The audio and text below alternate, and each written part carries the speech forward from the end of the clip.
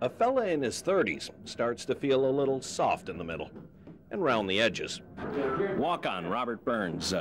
Make mine number 6. The Florida State Seminoles, debatably the nation's #1 team. This is linebacker Gerald Owens, and he's a walk-on too. You don't look like you made this type of business, Robert. Well, let the coach be the judge of that. I just knew it was a great program to come to, and I said I'd rather go to the best than to go to the worst, come to FSU. My attitude precisely. Stretching, running, developing a mindset. What kind of role do the walk-ons play? Well, they play a very important role. They give us a picture, especially during the season. Most of them are on our scout teams, and they serve a purpose in giving the offense and the defense a good picture of the opponent we're going to play that particular week. And some of them even make it and play some. Practice is long, practice is hot, practice is punishing. I don't want to be sitting there one day when I'm like 40 years old or 37 saying, hey, I could have did this, I could have did that, and just blown my chances. And, you know, I just don't want to be there doing that. I just want to go out there and give it my shot, knowing that I did give it my best shot instead of saying what I could have done. I just don't want to throw my life away. Rob, are you okay? Mom, is that you? Dickerson Bay, Panacea, Florida, home to an abundance of sea life and a man who wants to share its wonders with others. Jack Rudlow's combed these beaches for 3 decades. He calls it a remnant of the real Florida. As for himself, I would call myself a naturalist. There are many developers that call me other things. this beach and the waters of the Gulf supply Rudlow with his living.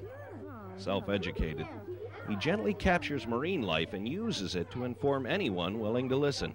I just love the kids. I think the kids are a lot of fun, and they can get a little taxing, a little trying at times, and they get excited, and yeah, they're hard to talk to when they're sitting there picking up some crab and it's, you know, pinching and clawing and that sort of thing.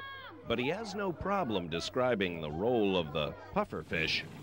Supposing you started eating a ham sandwich and it started getting bigger and bigger and bigger and bigger, I think you'd kind of drop it and run away from it, wouldn't you?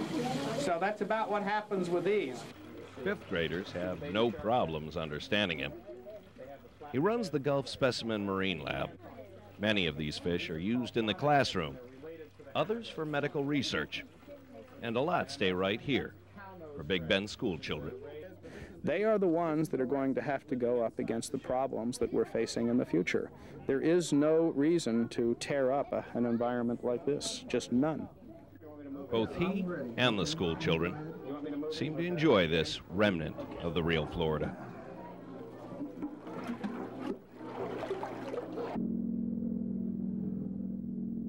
It's the last thing a boll weevil sees before he meets his maker. Yeah, regular old flying's not that much fun. Crop dusting's a lot of fun, and it's real challenging.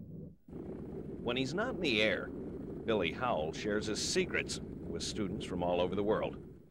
They come to this small South Georgia airstrip to learn mechanics, chemistry, what it takes to survive.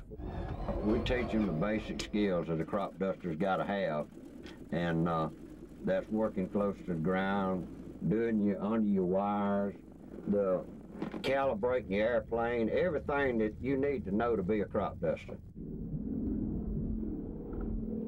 120, 130, the cotton turns to a sheet of white. The trees shoot from nowhere. It calls for focus. Well, it's like anything else, but I'd rather dive in every field in Decatur County than to drive up Interstate 10 one time. Cotton harvest is almost over. Weevils foiled one more year. Dusting school gets started. I've done a lot of things in my life, but I enjoy crop dusting better than anything I've ever done. And Billy Howell shares his secrets.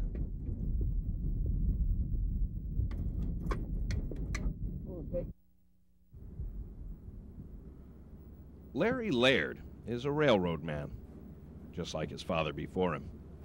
He's chief engineer, chief conductor, and chief ticket taker.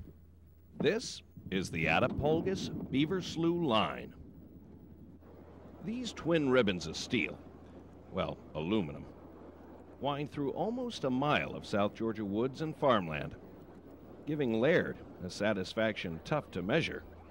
So you're not into it necessarily for the thrill of the speed? No, not the speed, just for the scenery and the click-a-clack of the rails, and give you a little bit of what train riding is. For about 10 years, Laird's tinkered with narrow gauge, erecting trestles and tunneling through hillsides.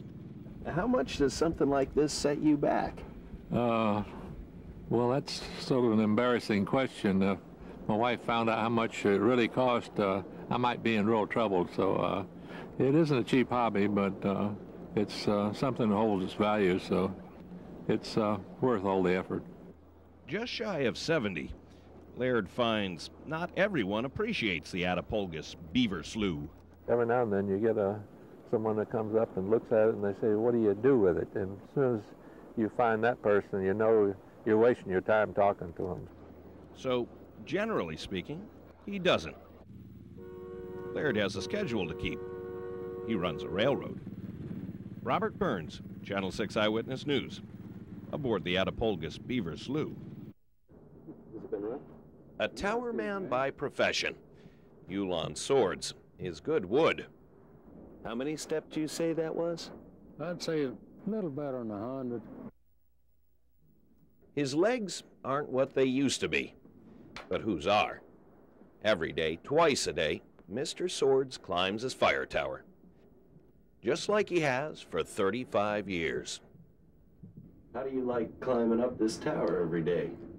Well, that's fine. I take my time. I don't get no hurry. I ain't out of breath when I talk on the radio. Rain or shine, the 68-year-old keeps his watch. From Gulf Coast to Georgia line, the soft pine forest falls under his gaze.